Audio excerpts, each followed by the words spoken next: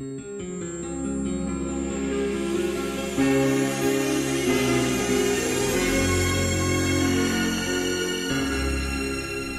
à la Maison de l'Avocat que nous trouvons aujourd'hui sur Marseille, en cette journée internationale des droits de la femme. Et c'est en compagnie de Marie-Christine Barraud que je commence mes rencontres. Bonjour Marie-Christine. Bonjour.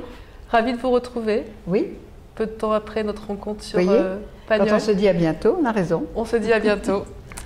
Vous êtes donc invitée dans le cadre d'une intervention à la Maison de l'Avocat, comme je le précisais, pour un événement à la fois culturel, à la fois droit, à la fois défense et à la fois valeur sur l'événement qui se nomme Femmes en résistance. Vous intervenez dans le cadre d'une lecture de Germaine Tillon. Avant d'aller plus en profondeur dans le sujet, que représente pour vous la Journée internationale des droits de la femme?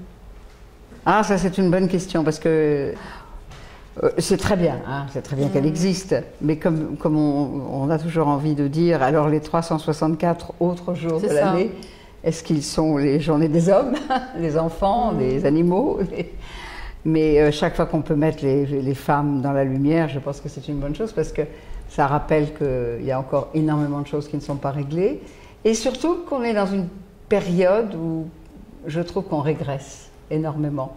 J'ai vraiment le sentiment, moi, que ma génération a beaucoup profité d'un grand mouvement de libération des femmes, et que la génération de mes filles, de ma fille et de mes petites filles est en train tranquillement de régresser. C'est pas de leur faute, mais il va falloir qu'elles se battent encore plus que ce qu'elles croient, parce que les choses ne sont pas acquises. Alors justement, le fait de participer à des événements comme celui-ci, vous pensez que c'est nécessaire, ou justement vous pensez que c'est dommage que l'on soit obligé de créer des événements comme ceci pour faire valoir ses droits, quelque part? C'est nécessaire, de toute façon, c'est nécessaire.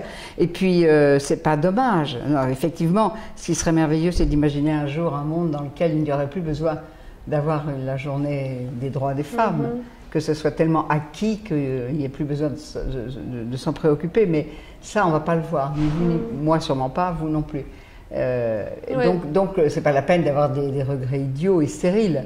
Je pense qu'il est important, à chaque fois qu'il y a une occasion de mettre les femmes au premier rang, c'est important que tous les intervenants possibles, aussi bien hommes que femmes d'ailleurs, parce que ce n'est pas réservé uniquement à la voix des femmes, du moment qu'on fait entendre la voix des femmes. Et je crois que il faut y aller bravement, et puis il faut faire déborder aussi, et faire que demain, qui ne sera plus la journée des droits des femmes, eh bien demain on continue. Et nous, artistes, alors pour le coup, vraiment, on est vraiment responsables. Moi, on m'a souvent demandé si j'étais féministe depuis que je suis actrice, depuis donc plus de 50 ans. Et on me demande si je suis féministe. J'ai longtemps pas su très bien répondre à cette question. Parce qu'il y a à la fois le féminisme des gens qui descendent dans la rue avec des banderoles et qui se sont battus, mais même physiquement, pour leurs droits. Mais je pense que dans la vie d'une artiste et donc d'une comédienne qui passe son temps à interpréter des femmes, qui passe son temps à faire entendre la voix des femmes à travers des personnages fictifs ou des personnages qui ont existé. Je pense par exemple quand j'ai interprété Marie Curie, quand j'ai interprété la femme de Karl Marx, Jenny Marx, et puis des personnages de fiction. Je pense que cette voix-là, elle est prépondérante.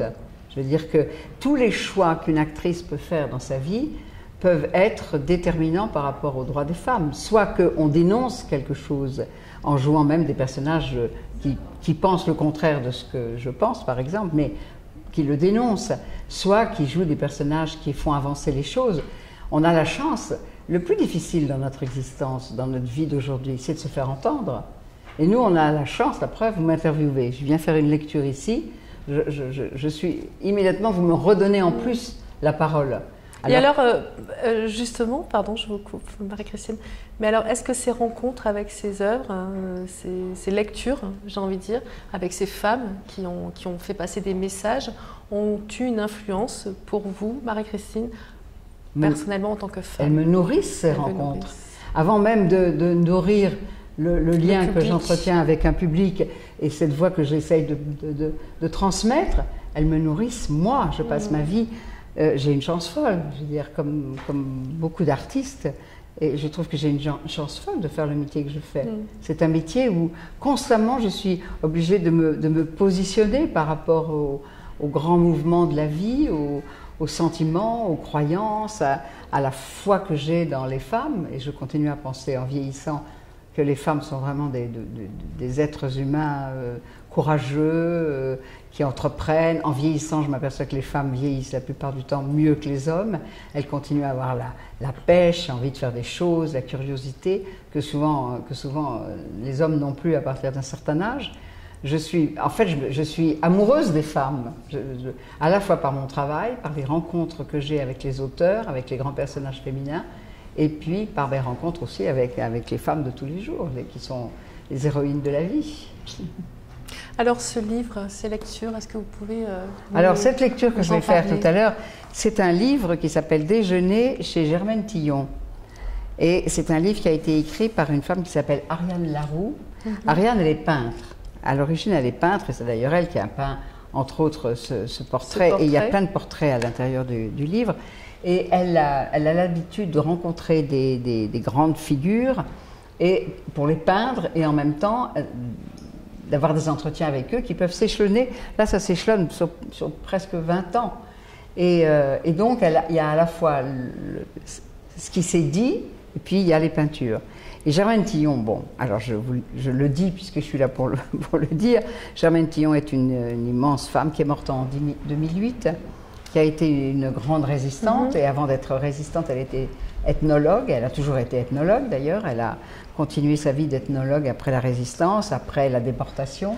C'est une femme libre, c'est une femme forte, c'est une femme de combat, c'est une féministe bien sûr, mais c'est vraiment une femme présente sur tous les plans. Alors je suis très contente parce que dans ces entretiens, elle parle un peu de tout. Elle parle évidemment de la résistance, elle parle de ce que c'était que d'être à Ravensbrück, elle parle aussi de sa position pendant la guerre d'Algérie et comment elle a réussi à créer des liens entre le FLN et le gouvernement français. C'est une femme qui a toujours été là où il fallait être pour se battre et pour faire avancer la position des femmes dans la société. C'est donc, alors c'est un livre d'entretien, donc c'est pas un livre écrit au sens où elle a écrit énormément de livres. C'est pas de la littérature, c'est du récit quotidien. C'est très très vivant puisque en fait, ce sont des déjeuners. Alors dans le livre, chaque chapitre commence par un déjeuner et un menu. J'ai un peu coupé ça aujourd'hui parce qu'il fallait que ce soit un peu plus court, et donc je suis restée surtout sur son discours. À propos de sa vie, et c'est absolument passionnant. Merci en tout cas de nous transmettre cette passion. Merci beaucoup Marie-Christine. Merci.